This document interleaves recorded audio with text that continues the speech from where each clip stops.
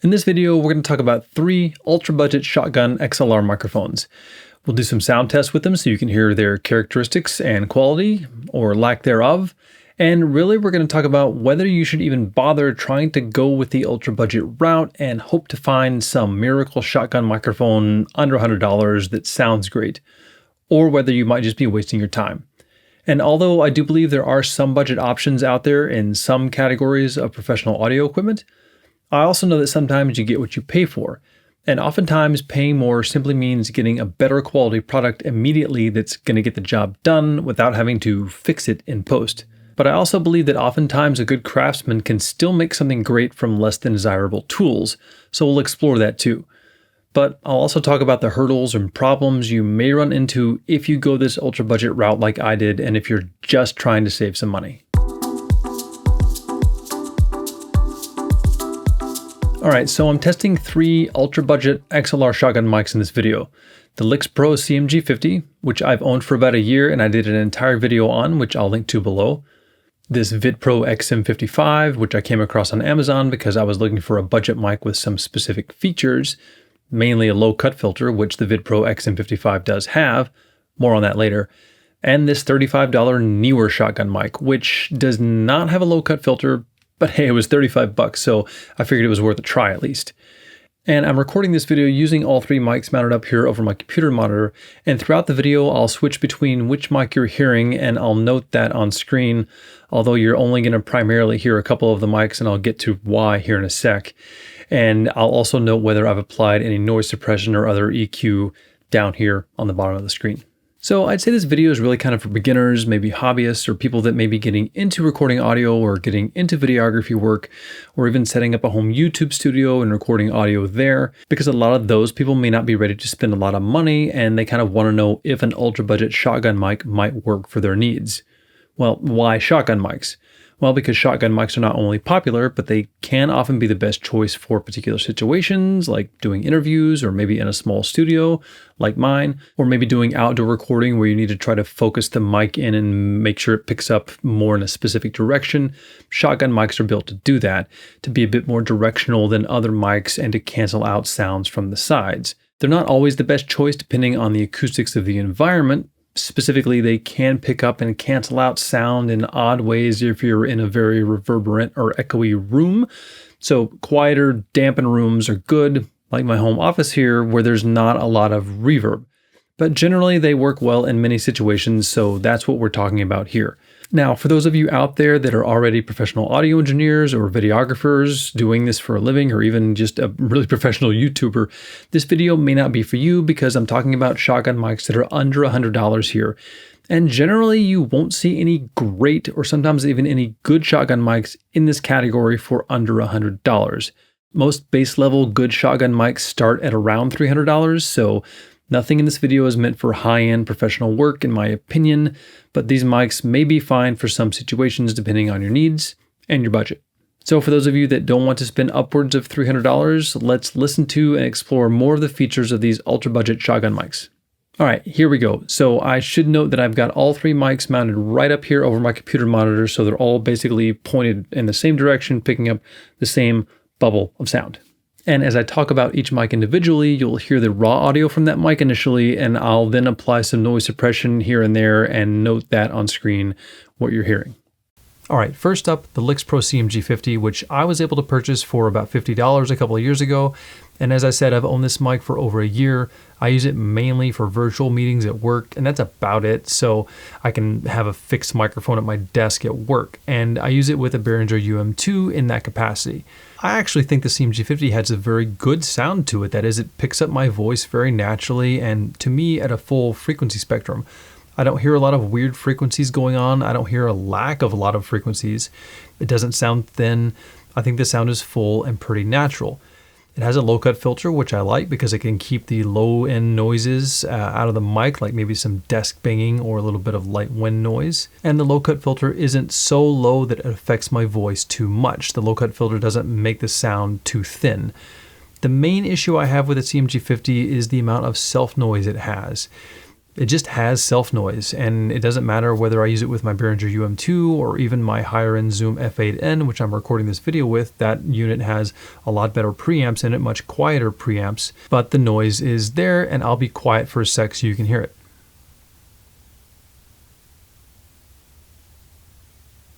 So you can hear the noise, but since I mainly use this mic for basic virtual meetings, I just use the virtual meeting software's built-in noise suppression features, and that cleans up the mic enough for having higher quality audio in my meetings than my onboard laptop mic. So this mic works well for me.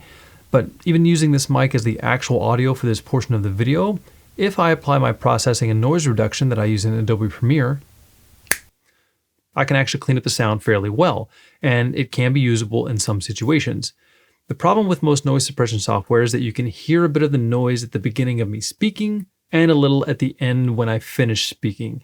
You can hear noise start a little bit here and there as the processing does its thing, but I think if I were to maybe have some background music in this video, maybe like this, then the bit of music can mask the noise suppression's inefficiencies, and then I could probably use this mic to record a video and you'd never know the difference. But if you're going to be using the recorded audio from this mic as a standalone piece of audio, like right now, just hearing my voice with no other ambient noise or music, you're going to have a little bit of trouble getting rid of the noise or hiss completely, if that's important to you. It can also be powered by a single AA battery if you don't have access to phantom power. It comes with a basic and decent little shock mount, a full windscreen, a 5/8 to 1/4 inch adapter, and a carrying case. Overall, not bad for the $50 that I paid for it, and actually it has gone up to $70, but I think it's still a decent price for this particular mic. All right, next up, this $35 Neewer mic. Hopefully you can hear, maybe you can't even hear because the audio keeps changing on this particular mic. I'm gonna go ahead and use this horrible sounding audio from this Neewer NW-81 mic for this portion as is, because hopefully you can hear it's bad, but it didn't start off that way. Initially the sound was okay, but it changed after a few uses. I really just wanted to see what kind of quality you get from a $35 shotgun mic, and I had an entire rundown and script prepared to tell you all about this mic and how it isn't completely unusable. All right, that's it. I'm stopping and interjecting because the Neewer mic, as you heard, just started getting thinner and thinner and was barely passing any signal at all to my recorder. And I'm using a Zoom F8N field recorder. It's a really nice recorder. It's $1,000, has nice preamps in it, so it's definitely not the recorder. And I tried switching all those components around and trying different cables, different inputs, but none of that worked. This Neewer mic, what more can I say? Don't buy it. Buy something else. All right, lastly, the Vidpro XM-55. I came across this model on Amazon because I was searching for a shotgun mic with a low cut or high pass filter. And this one popped up because it does have a low cut filter, and more on that in just a sec. At a higher price point of $75, and considering it can also be powered by a single AA battery, and it came with a decent shock mount and a furry wind cover and a lot of accessories. It even came with a handle so you can mount this mic on the grip handle and just use it as a handheld mic, and you can point it where you want, or you could put it on a boom pole and boom it out over talent so you could move around with this mic a bit. Considering all that, I kind of expected a little bit better sound quality from this mic. It's not terrible, but it is a bit thin sounding. Other than that, the mic's pretty basic. It has a selector switch with 3 icons, a round icon, a flat icon, and a low cut filter option. And as I said, it can be powered by a single AA battery as well, just like all 3 mics in this category. So you can then use an XLR to 1/8 inch cable to run the mic into your camera, or another 1/8 inch mic input. And if you do have a battery installed, then you can power off this mic by putting the switch towards the round icon and turn it on by putting the switch in the middle or the flat icon. But if you're feeding phantom power to this mic, you can't turn the mic off. It will just always be on when being supplied with phantom power. The center or flat icon position here on the switch means that the low cut filter is not engaged, and we can then engage the low cut filter by putting the switch towards the low cut filter icon. And the low cut filter works in both phantom power and battery powered modes. And I initially thought this mic sounded pretty good, but when playing back the files and comparing it to even the Pro CMG50, the Vidpro XM-55 has a thinner sound to my ears, and it picks up a lot of sibilant noises and sounds, kind of like that. And that can be hard to get rid of. You could EQ it and make it sound a bit better, but of course that will require some work in post-production. And the worst part is that even though this mic has a low cut filter and states that it starts rolling off frequencies at 100 Hertz, when you turn it on, hang on, there, now it's on. The sound gets really thin, almost like the low cut filter is cutting off frequencies a lot higher than 100 Hertz. To me, it actually sounds like it starts rolling off frequencies at or above 200 or maybe even 300 Hertz. Kind of sounds like you're in a very small tin can. So the low cut filter on this mic, in my opinion, is useless, at least if you're trying to capture a good vocal sound. Hang on, let's turn the low cut filter back off. The only good news about this mic is that it has the lowest amount of self noise in this comparison. Both the Lix Pro and the Neewer mics have a lot more self noise and it's harder to get rid of. But if the main audio signal doesn't have a good or pleasing frequency response to begin with, then lower noise may or may not help you. And the higher sibilant response of this mic for me is too much and too hard to get rid of. But let's see if we can EQ this to sound any better. So now I've applied an EQ curve and a de-esser to see if we can make this sound a little less thin and have a little bit more natural sound and less sibilance. And I think it can be EQ'd enough, but it still has a decent amount of sibilance, even with a de-esser. And of course, these effects are applied in post and not live or not in real time, so it would be harder to make this mic sound better for maybe a virtual meeting. There are ways, obviously, to apply these effects live, so you could use this mic in a virtual meeting perhaps, but most people probably aren't going to want to mess with that, as you'd have to use software like OBS and run your signal through there, or you could use an external mixer with EQ controls, but that's just a lot more equipment and a different process just to try to make a bad mic sound good. So in my opinion, you'll just be better off starting with a better quality sound and a better quality mic. So the Vidpro XM-55, not a completely terrible sound, but in my opinion, the low cut filter is unusable. And that's one feature that I want on a mic. I want those low cut filters on the mic so I can just turn them on when I need. But this low cut filter doesn't work very well. It cuts off too many of the low frequencies, too high of a frequency roll off. So this mic, unfortunately for me, is going back. So what's the point here? What can we take away from this? What can you take away from me wasting my time talking about three really, really cheap mics? Well, the problem for me is time, wasted energy, and possibly wasted money. The sheer number of budget, no-name cheap mics out there and the quantity of cheap mics isn't the main issue. It's that because there are so many, there's no way for all of them to be reviewed so you can hear sound samples. And there's just a whole bunch of no-name mics that you have no idea what the quality is. I think that's the one thing that's really great about YouTube is that it gives anybody the chance to know just about everything about a product before they buy it. I've watched a lot of videos on products to determine whether I should spend my money on this or that product. It gives us all the ability to really know what we're getting. But even when I was looking for a cheap shotgun mic, there are just countless models and brands out there on Amazon alone. And there's no way to really know about this Vidpro mic or this really bad Neewer model unless I buy it and try it, or unless someone else like you or like me reviews this mic on one of their videos. But here's the point. There's a lot of junk out there, and you may find a diamond in the rough, a cheap mic that sounds good and doesn't have a lot of problems or self-noise. But it's going to kind of be luck, in my opinion. I thought the Neewer mic was actually usable at first for only $35, but then its output level changed, and it dropped significantly, and it hasn't changed back, so that's a terrible product. Whereas just bumping up your budget to a well-known brand, a known microphone, a microphone that you've heard of from a company that you know, and a mic where you've probably seen and heard 100 or 1,000 different sound samples and seen other people on YouTube reviewing it and just using it out on a daily basis in professional settings, you basically know that those are higher quality mics and they're going to be great.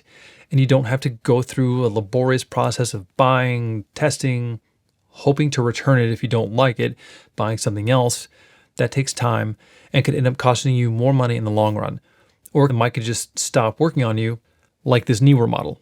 And obviously it could end up costing you the ability to record great sound and be able to edit that sound to make it sound better without having to apply too much processing.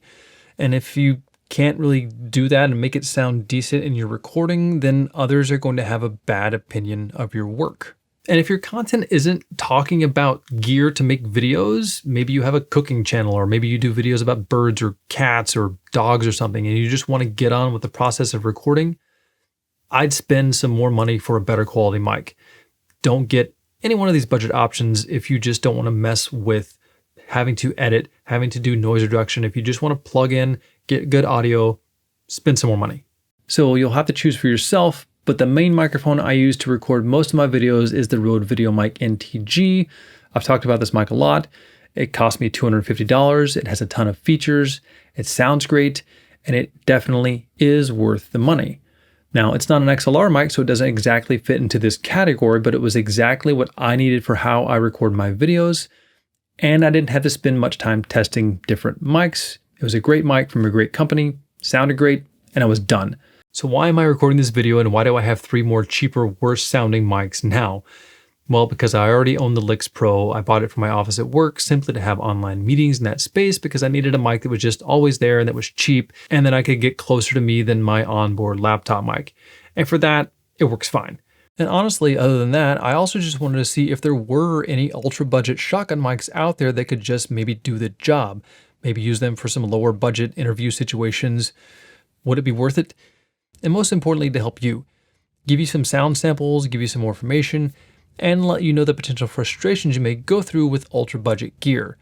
If you buy a great quality product, you know it's going to be good right out of the box, as long as all of the other equipment in your chain is also of good quality, like the preamp.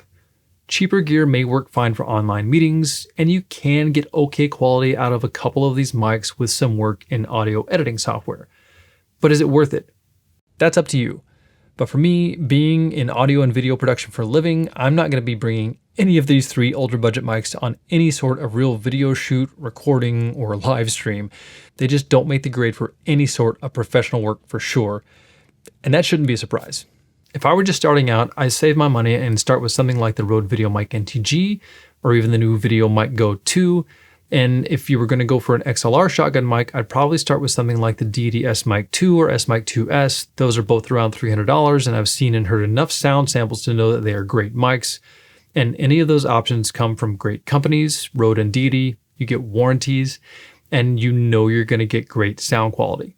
All right, so I've wasted my time with cheap mics making this video, and I did it all for you. You're welcome. Happy recording. Later.